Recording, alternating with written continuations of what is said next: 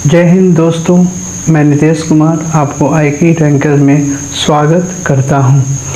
यह session Lucent objective book का है, जो कि आपका चैप्टर नंबर 4 पढ़ाने जा रहे हैं, संविधान की विशेषताएं।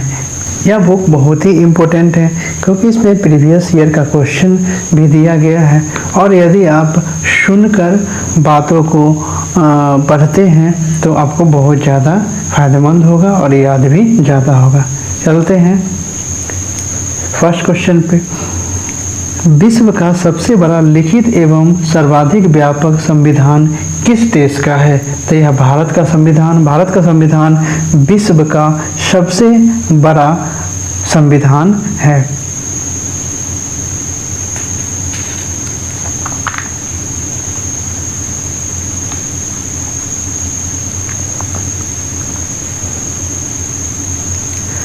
भारतीय संविधान कैसा है? भारतीय संविधान अंशतः कठोर और अंशतः लचीला है। भारत का संविधान किस प्रकार का है? तो यह नम्य और अनम्य है, मीन्स अंशतः कठोर और अंशतः लचीला है। भारत के संविधान में भारत को माना गया है राज्यों का यूनियन, मीन्स राज्यों का संघ। भारत एक धर्मनिरपेक्ष देश है, जिसका तात्पर्य है उसका राज्य स्तर पर कोई धर्म नहीं है। निम्नलिखित कथनों पर कौन सा सही है? तो इसमें है भारत एक संसदात्मक प्रजातंत्र है। भारतीय संविधान के संबंध में कौन सा कथन सही है? यह एक मौलिक संविधान है, यह बात गलत है। यह दूसरों देशों के संविधान से प्रभावित है, यह बात सही है। यह दूसरे देशों के संविधान से बिल्कुल नकल है, ऐसा बात नहीं है। उपयुक्त सभी कथन गलत हैं, यह भी नहीं है। तो इसका आंसर जो है बी हो जाएगा। निम्नलिखित में से कौन सा कथन सही है? भारत का संविधान भारत में संसदीय पद्धति की सरकार की व्यवस्था करता है, यह बात नहीं है। भारतीय संविधान द्वारा स्वतंत्र न्यायपालिका की स्थापना की गई है।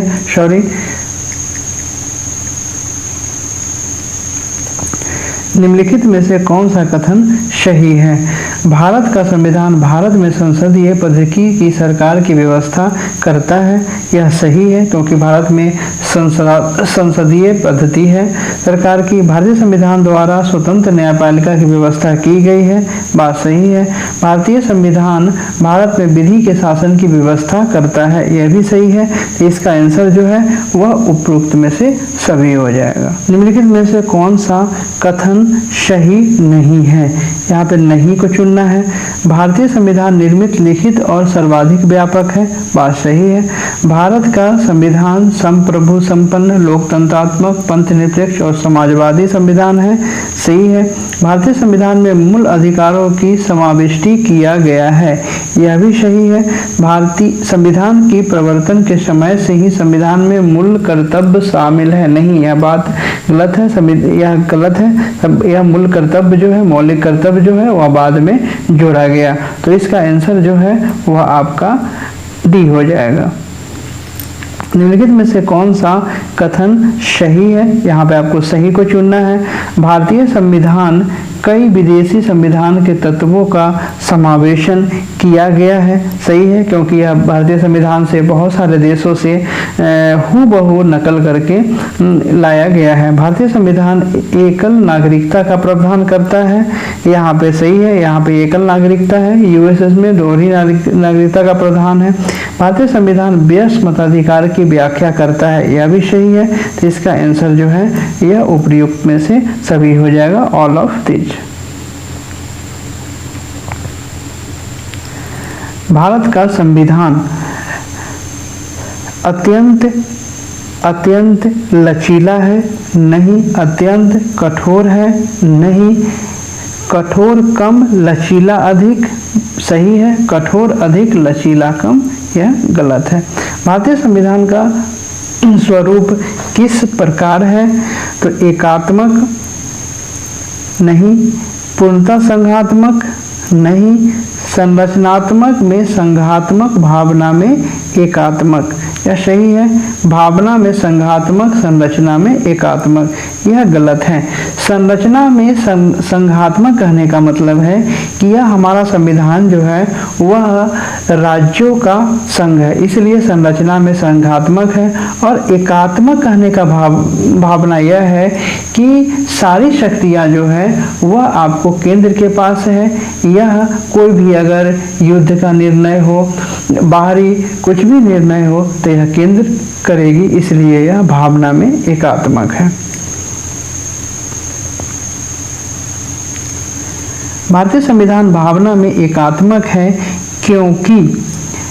क्योंकि केवल संसद को संवैधानिक संशोधन प्रक्रिया आरंभ करने का अधिकार है।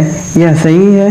कुछ स्थितियों में संसद को राज्य के लिए कानून बनाने का अधिकार है। सही है। अखिल भारतीय सेवाओं के कारण यह सही है, तो इसका आंसर जो है वह डी हो जाएगा, ऑल ऑफ दीज। भारतीय संविधान के संदर्भ में कहा जाता है कि यह मौलिक संविधान है, वकीलों का स्वर्ग है। यह सही है। भारतीय संविधान का पर सबसे अधिक प्रभाव किस पर पड़ा है, तो यह भारत सरकार अधिनियम 1935 से पड़ा है, क्योंकि इससे बहुत सारा चीज जो है वह भारत सरकार अधिनियम 1935 से हूबहू ले लिया गया है। निम्नलिखित में से किसने निर्धारित होता है कि भारत का संविधान परिसंघीय है? केंद्र एवं राज्य के बीच शक्तियों का बंटवारा से। भारत में प्रजातंत्र इस तथ्य पर आधारित है कि जनता से सरकारों को चुनने तथा बदलने का अधिकार प्राप्त है। भारतीय संविधान में है 350 से अधिक आर्टिकल्स। भारत में किस प्रकार की शासन व्यवस्था अपनाई गई है, तो यह ब्रिटिश संसदीय प्रणाली अपनाई गई है। भारतीय राजनीतिक व्यवस्था में इनमें से कौन सर्वोच्च है, तो इसमें से संविधान सर्वोच्च है। भारतीय संविधान के बृहद होने का कारण है इसमें संघ और राज्य दोनों सरकारों का संविधान है। भारतीय संविधान का अभिभावक कौन है? सर्वोच्च न्यायालय है। भारत में वयस्क पदाधिकार की उम्र सीमा क्या है? 18 वर्ष। भारतीय संघीय व्यवस्था की एक विशेषता है संविधान की सर्वोच्चता। भारत के संविधान में संघीय शब्द की जगह किन शब्दों का स्थान दिया गया है, तो यह है राज्यों का संघ। मीन्स भारत जो है वह राज्यों का संघ है। भारतीय संविधान में कितनी सूचियां हैं, तो 3 सूची है, राज्य सूची, केंद्र सूची एवं समवर्ती सूची। भारत का संविधान अपना प्राधिकार किससे प्राप्त करता है, तो यह भारत की जनता से प्राप्त करता है। तो इसका आंसर सी हो जाएगा। भारत में वैध प्रभुसत्ता निहित है संविधान में। भारतीय संविधान की संरचना किस प्रकार है? कुछ एकात्मक, कुछ कठोर। भारत के संविधान के अधीन निम्नलिखित में से कौन सा बात सही है? संविधान सर्वोच्च है, सही है। संघ तथा राज्य सरकारों के बीच शक्तियों का स्पष्ट विभाजन है, सही है, क्योंकि केंद्र और राज्य के बीच शक्तियों का विभाजन कर दिया गया है। संविधान के संशोधन के लिए विहित प्रक्रिया का अनुसरण करना होता है, सही है। संघ की संसद तथा राज्य विधानसभाएं संप्रभु है, यह गलत है। मूल अधिकारों की परिधि को निर्धारित करने के लिए संविधान की उद्देशिका का अवलंबन नहीं किया जा सकता, यह गलत है। तो इसका आंसर हो जाएगा 1, 2, 3। लिखित संविधान की अवधारणा ने सर्वप्रथम कहाँ जन्म लिया? तो फ्रांस में लिया। अध्यात्मात्मक शासन उदय सर्वप्रथम किस देश में हुआ? तो यह संयुक्त राज्य अमेरिका में हुआ। वहाँ पे अध्यात्मात्मक शासन व्यवस्था है, क्योंकि वहाँ का जो मेन होगा वह वहाँ का राष्ट्रपति होता है। निम्नलिखित में से कौन सा एक भारतीय संविधान का दर्शन नहीं है? तो यह साम्यवादी राज्य, यह संविधान का दर्शन नहीं है। कथन एक आता है, भारतीय संविधान अर्ध संघात्मक है। भारतीय संविधान न तो संघात्मक है और न ही एकात्मक है। इसका आंसर हो जाएगा ए और आर दोनों सही है और आर ए का व्याख्या करता है। मीन्स यह अर्ध संघात्मक है और न तो संघात्मक है और न ही एकात्मक है। निम्नलिखित में से कौन सा भारतीय संघीय व्यवस्था में एकात्मक तत्व है? तो इसमें एकात्मक तत्व के बारे में, तो शक्तियों का विकेंद्रीकरण यह नहीं है, राज्यपालों की नियुक्ति यह है, राज्यसभा में असमान प्रतिनिधित्व यह भी है, न्याय पूर्वालोकन यह नहीं है, अखिल भारतीय सेवाएं यह है और द्विसदनात्मक व्यवस्था यह नहीं है। तो इसका आंसर हो जाएगा 2, 3, 5।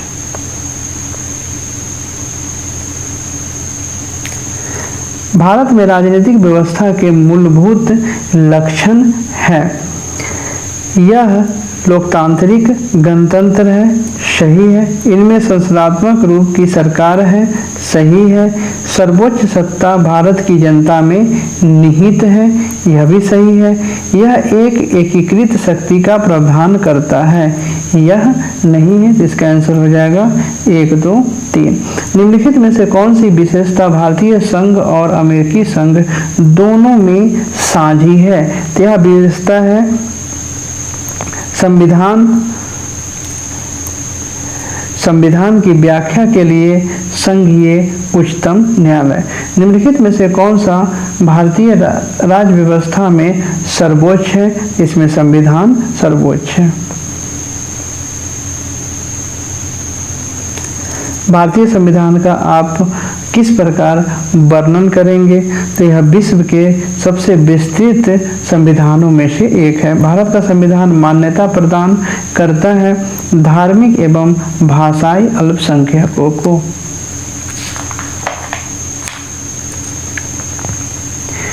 इसी के साथ यह सेशन समाप्त हुआ। जय हिंद।